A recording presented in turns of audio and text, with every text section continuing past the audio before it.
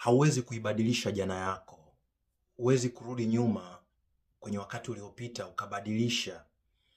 Mzazi aliyekulea akakuumiza, ndugu uliokuwa nao karibu wakakubul, wakakunyanyasa, mpenzi uliokuwa naye akakuumiza.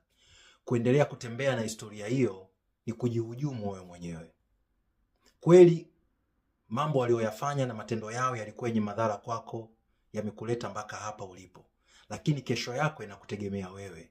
Sasa hivi maamuzi ambayo unaweza ukayafanya. Kitu cha ukweli kabisa ambacho naweza nikakwambia bila kupaka mafuta kwa mgongo wa chupa, nikwambie kwamba uponyaji hautokei tu wenyewe.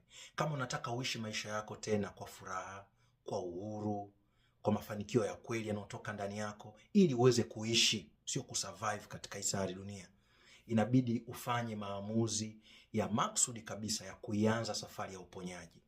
Huwa nawasisitiza sana watu kwamba inawezekana umetoka kwenye mahusiano ya kuumiza, alafu unataka umprove yule mtu kwamba wewe umefanikiwa baada ya kutoka kwake. Unaanza kuwa busy kwenye kazi zako. Kitakachotokea ni kwamba hizo kazi zenyewe zitaendelea kukuumiza zaidi.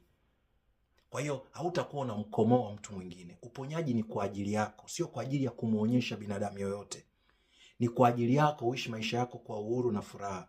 Kwa hiyo huwezi kukwepa kuwekeza muda wako, kuwekeza pesa yako na kuwekeza nguvu zako kwa ajili ya kesho yako ambayo unaitaka, ambayo umeichagua wewe mwenyewe.